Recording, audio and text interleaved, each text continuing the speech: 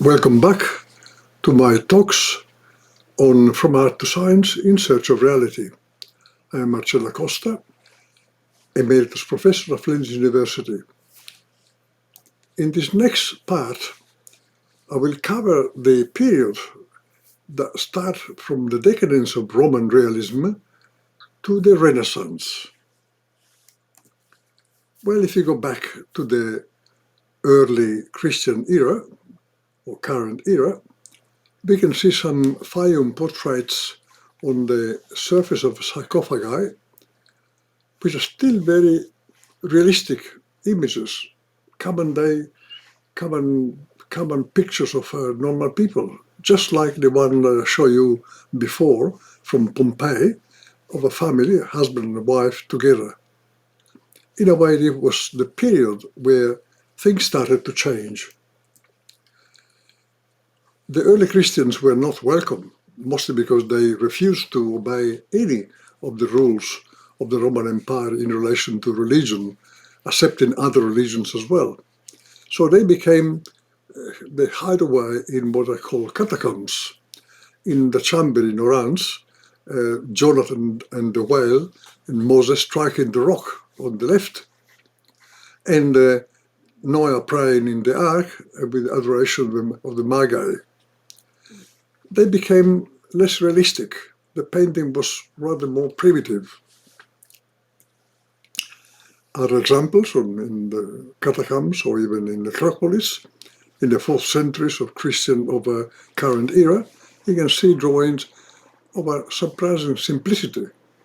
Even the one that tried to portray more, if you like, evangelical scenes in the 5th century of the current era, they seem to have lost a sense of reality compared to the one that I showed you before in Rome. If you go to the 5th century, in Rome there's a church still now in Santa Maria Maggiore.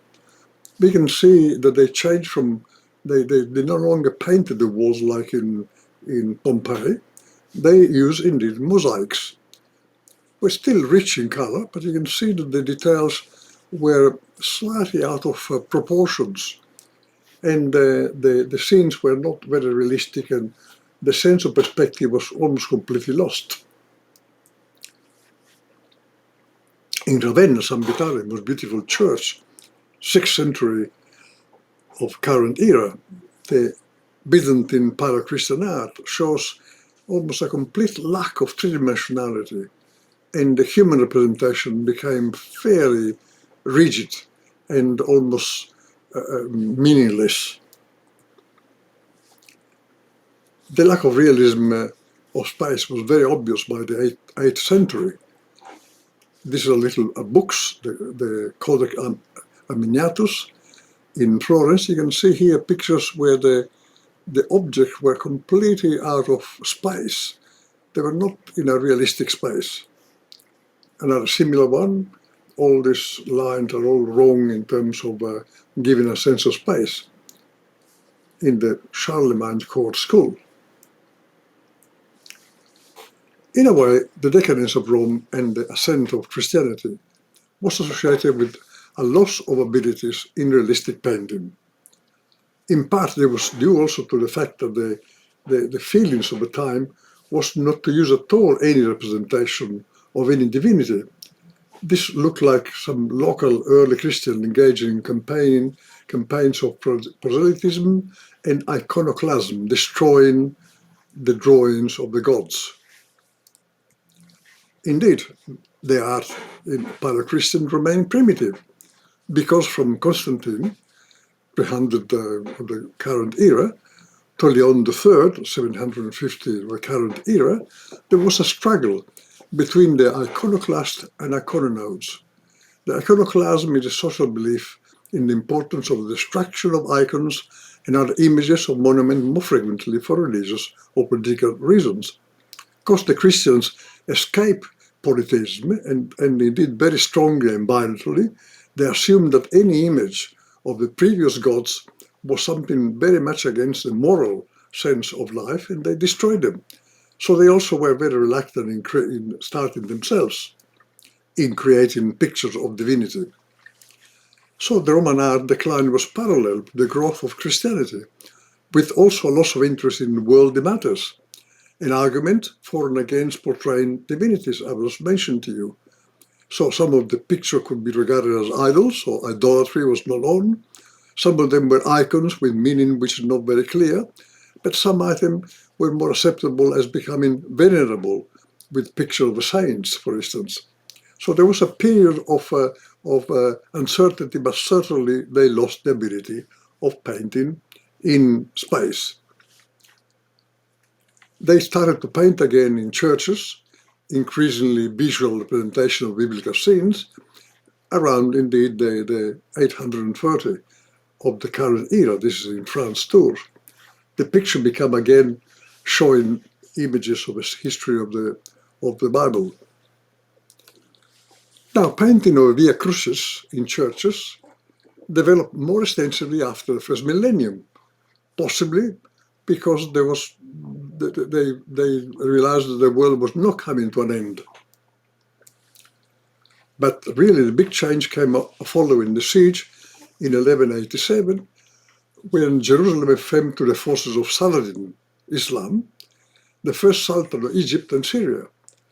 40 years later, members of a Franciscan religious order, including St. Francis himself, were allowed back into the Holy Land.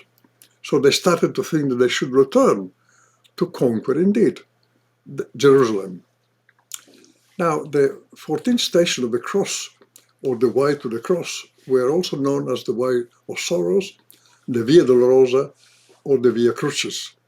This came after this visit, if you like, in Jerusalem, reconstructing the final days of Jesus Christ. And the portraying of the Via Crucis originated indeed in pilgrimage to Jerusalem and a desire to reproduce indeed the way of sorrows. And this still lasts today.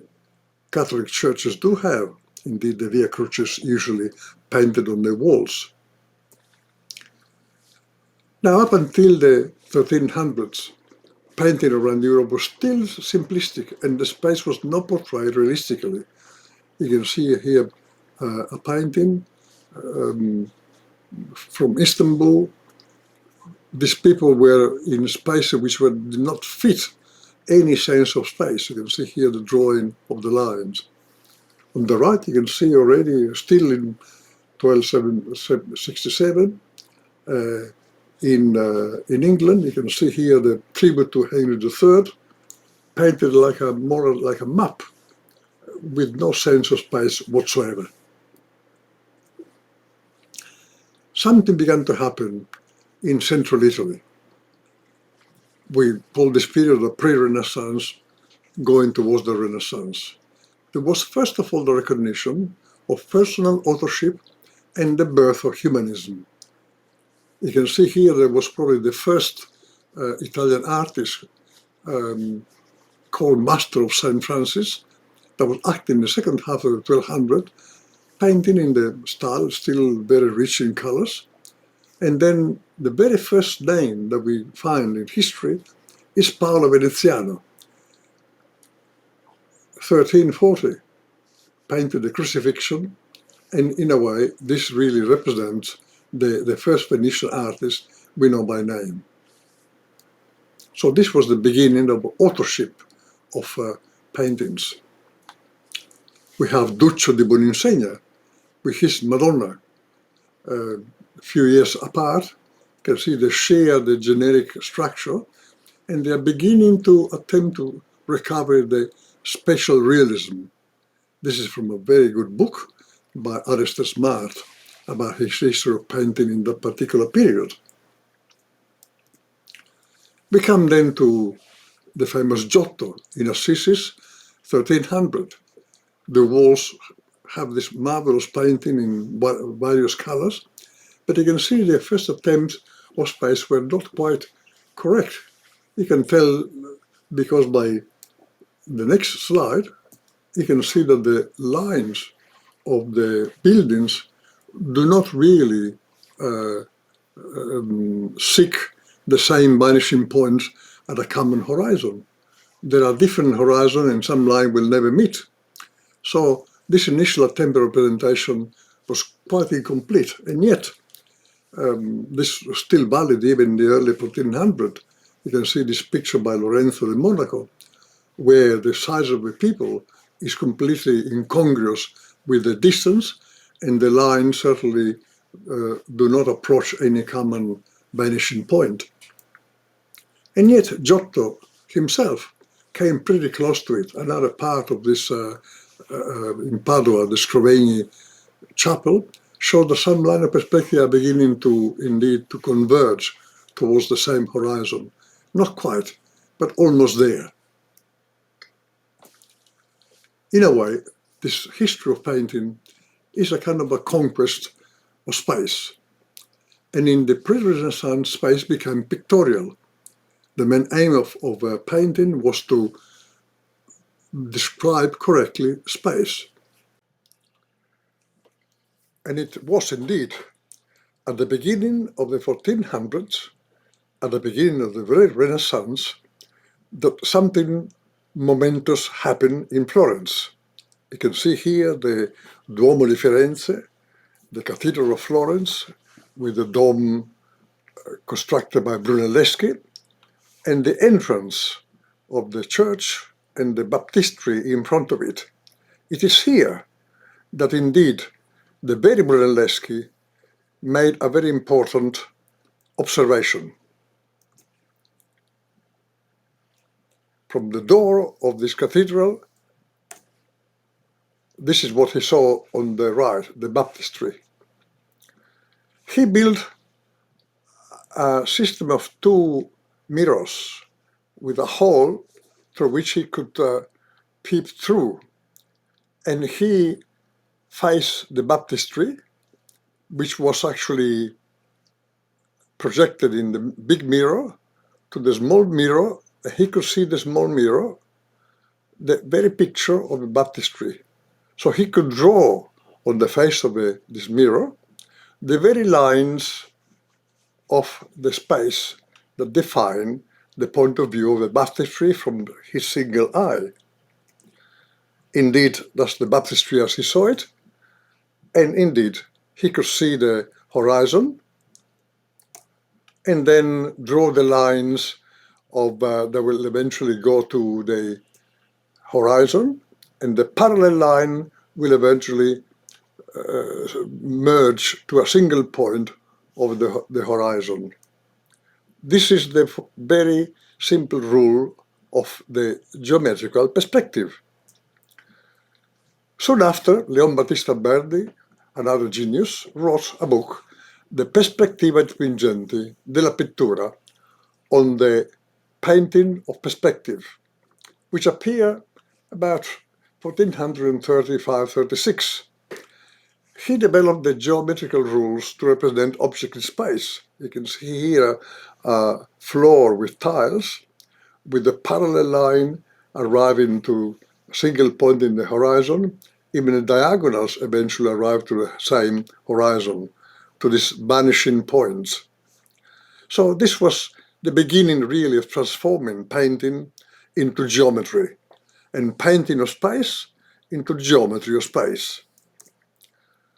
The same Leon Battista Alberdi wrote, first of all, on the surface of which I am going to paint, I draw a rectangle of whatever size I want, which I regard as an open window through which the subject can be painted is to be seen. That's the meaning of the verb perspicere, which means seen through. So he could draw what he saw across the window. Perspicere, seen through a window. Leonardo himself, eventually, towards the end of 1400, wrote extensively about the fundamental rules of how to construct space using geometrical perspective. You see a very similar concept of a tile floor with the vanishing point of the parallel lines. Even the diagonal will have the same vanishing point. So this was the beginning really of the creation of the geometry of space. Leonardo da Vinci, like many other painters, when he painted things in space without necessarily buildings or floors, he first did draw the floors and the building to be able to place all the elements in the right place in space. He never completed this painting, but it gives the idea how he thought about putting people and animals in space by imagining them being part of a geometrical perspective with floors and buildings.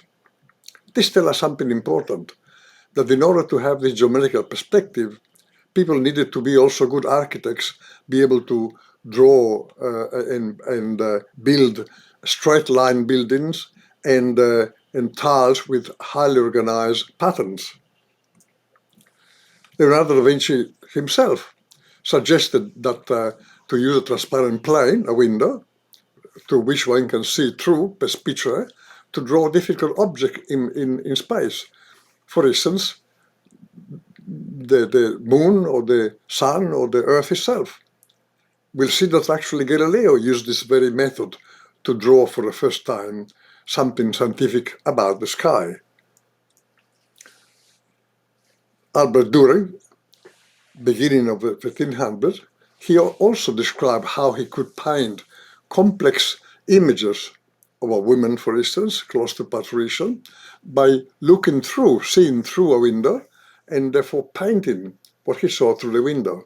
So it became a kind of a mechanical way of representing objects and people in space. Leonardo's window was eventually illustrated very well by Brooke Taylor in his principle of linear perspective all the way to the early 1800s.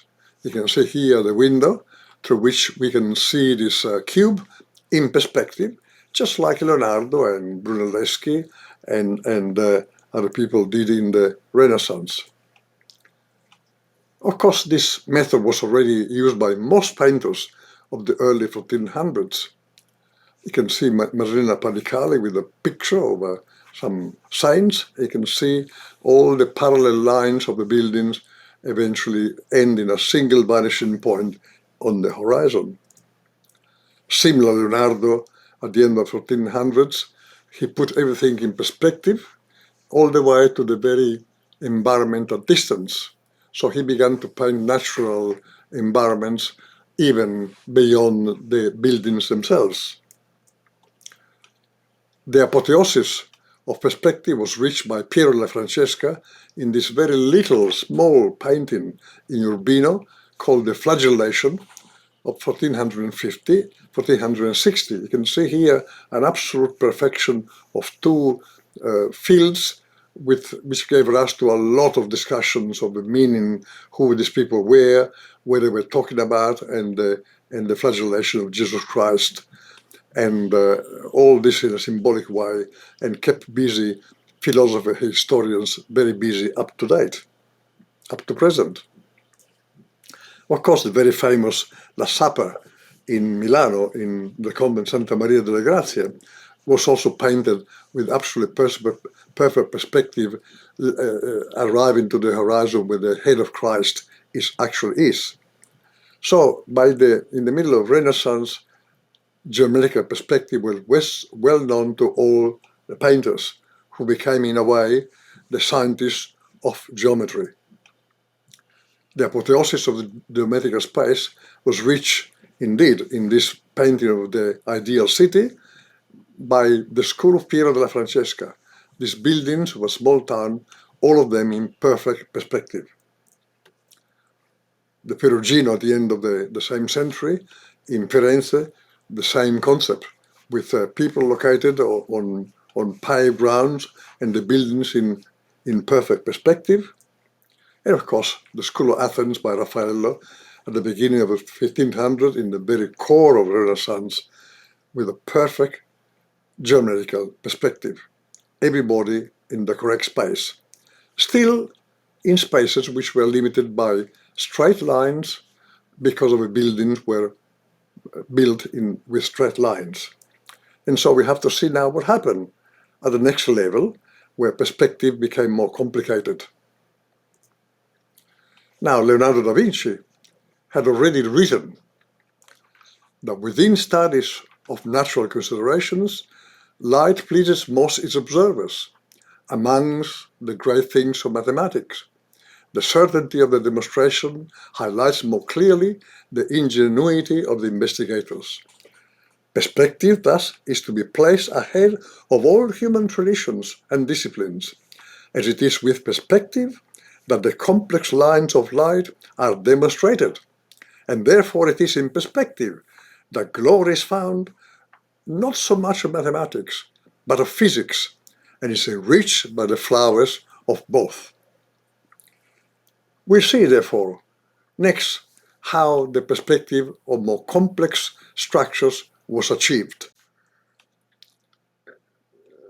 So this is the time to deal with how in the Renaissance the painters approached more complex perspectives. We can see here, for instance, the Trinità of Masaccio, which a painting that is seen from really the floor, with the eyes at the level of the floor, therefore is looking from below up. Quite remarkable, complicated way of portraying space in the case. Another good example is the Piera Francesca with the Resurrection in the little town in Tuscany, San Sepolcro. And you can see here that we are looking from the very level of the feet of Jesus Christ. So again, the ability of beginning to portray things in space from looking from different angles. A remarkable young Andrea Mantegna painted on the ceiling of a room in Mantua, as if peeking through the sky and looking at these images, looking from below to up in a perspective which was entirely new then. The very famous, of course, the Christ's death, looking through a distant zoom, horizontal, Andrea Mantegna, and shows an almost perfect perspective as if it were to be taken from a modern lens of photography.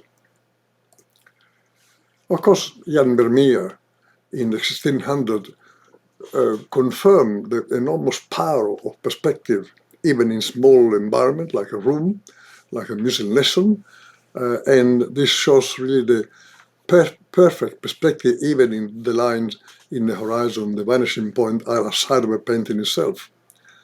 He developed really at the maximum the ability of drawing things in a space, proper space and perspective. Different cultures previously and at the same time did not really develop geometrical perspective. We see here Central America or in Asia, or of course in the far east. None of them really were interested in portraying things in perspective. This space here, again, is not in the correct geometrical perspective. They were not really interested, or they didn't know how to do it, but in a way, perspective was really quite unique, because also in the distant east in China, even this could be indeed a perfect drawing looking from space. This line are not really in accurate perspective. This shows a table which is certainly not in perspective. And therefore the perspective is something that really was born really in the world in the Renaissance. This is a little summary of what we know about it. In different periods, the different aspect of representation of space, the relative size of objects, whether they overlap occlusional objects, whether they show shadows, and whether they are indeed in the geometrical perspective. Prehistoric painting, although some of them are correct in showing relative sizes of people and animals, they can overlap and showing some occlusion. The shadows representation is limited, had no perspective. In Egypt, the relative size was completely ignored. They also knew about the close object could be overlapping the distant objects, did not have any way of representing shadows, and had no perspective. In Greece, there was a partial knowledge about relative sizes in the same painting. They, of course, portrayed correctly, like everyone else, the occlusion of objects on top of each other, in front of each other. They had no really knowledge of how to portray shadows, and they really achieved only a partial sense of perspective. In Rome, they did better. They could draw things in correct relative sizes. They knew about the occlusion of objects on top of each other according to the distance. They had actually a fairly good knowledge about shadows, and they achieved quite a good level of perspective, but not quite formalized. In the Christian period, with the decadence of painting, they abandoned the ability of putting the same picture of the relative sizes accurately. They still maintain the occlusion of objects on top of each other according to the distances, but they lost the ability of drawing shadows, and they lost completely the ability of putting things in some perspective. And it took the Renaissance in the early 1400s, as I summarized for you, that the painting had all these various attributes. They applied correct sizes of the relative object in space. They were overlapping correctly. The shadow were actually portrayed well, and certainly they applied the correct geometrical perspective.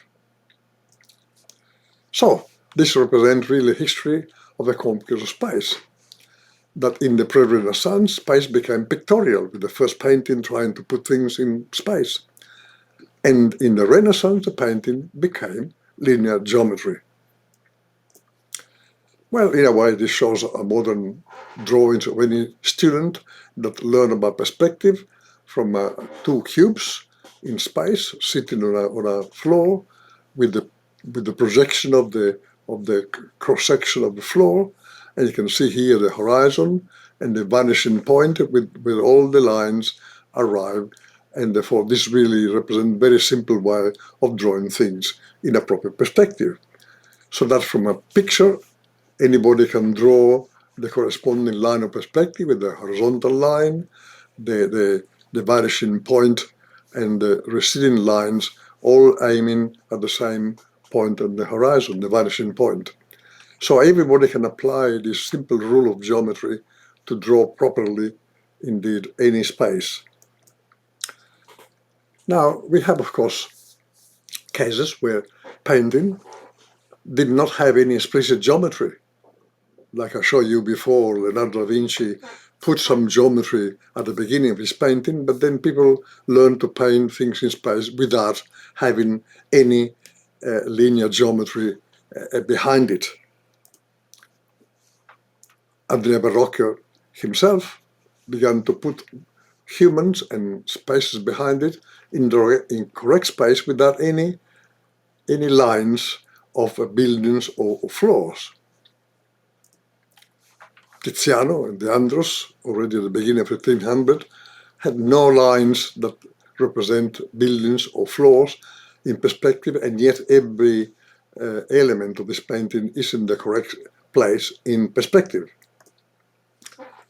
They began to even realize they could actually paint somebody painting, and again, everything in the appropriate space without any particular lines that are needed to draw this perspective.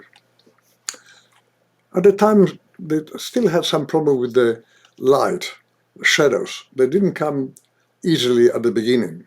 This shows actually this painter Fra Carnevale in the mid-1400s, where in fact you can see everything appropriately in perspective, but not a sense of proper shadows. Not all the shadows are put in the correct place. Then, of course, we come to Paolo Veronese, we begin to distinguish very well light and darkness and shadows. In fact, they began to use that as a way of expressing the very dramatic sense of, in this case, biblical history of Jesus Christ in the garden. We come to the famous Caravaggio, a dramatic painter, an example of his painting, the position of the sepulchre, and with the light and shadows and a sense of movement. They capture a particular moment in space and time, and the light is really quite dramatic. And there's no line of perspective, but everything is in the correct form of space. Then, of course, in the Renaissance and post-Renaissance, human faces became important. Even a saint appeared to be a young fellow. Leonardo da Vinci certainly drew faces with a complete humanistic perspective. San Giovanni Battista in early 1500 painting of Leonardo da Vinci. This reached a maximum with Albrecht Dürer, with this self-portrait. He conquered really a human face with the eyes looking at you in a perfect human nature.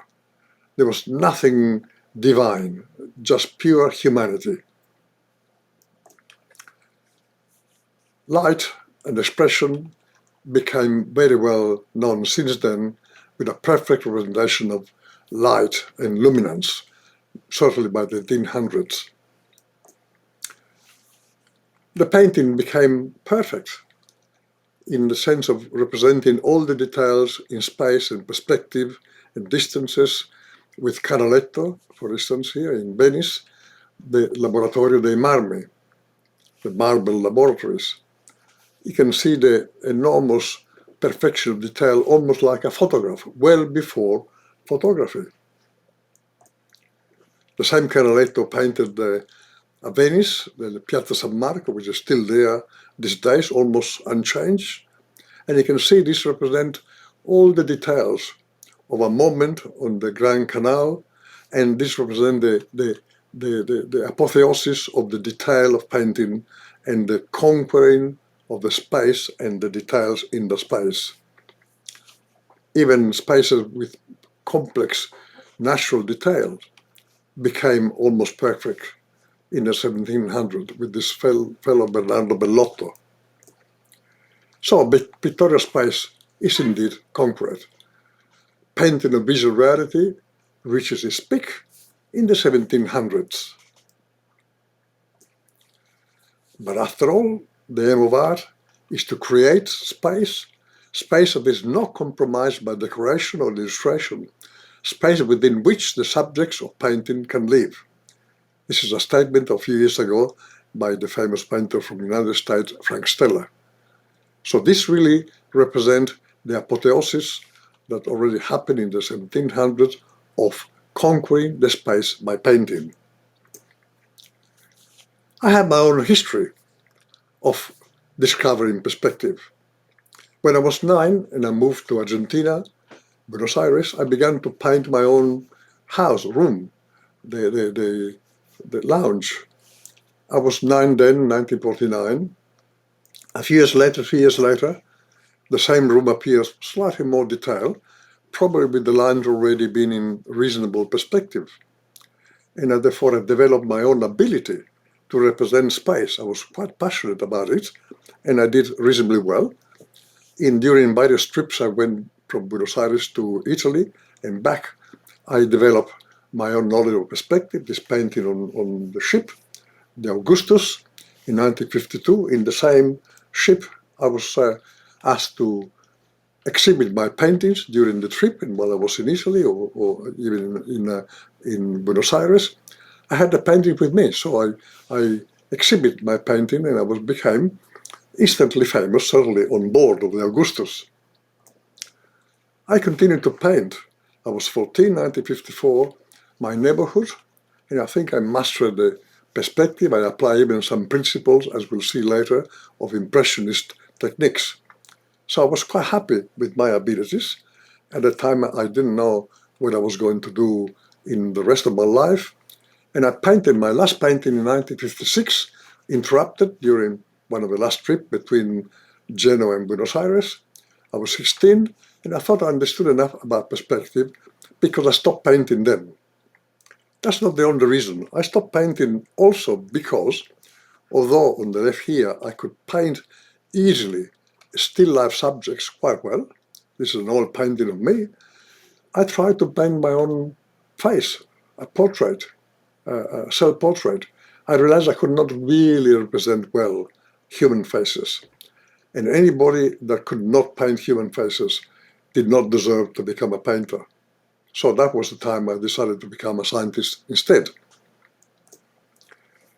And I end this part 2 that covers from the decadence of the Roman realism all the way to the Renaissance, when space became pictorial in the Renaissance, painting became linear geometry in the very Renaissance, and painting became geometry, and thus quantitative. And this gave me the opportunity to start then the next level, the next part, in which I'm going to see the consequences of having discovered space with the geometry in painting. Cheer up!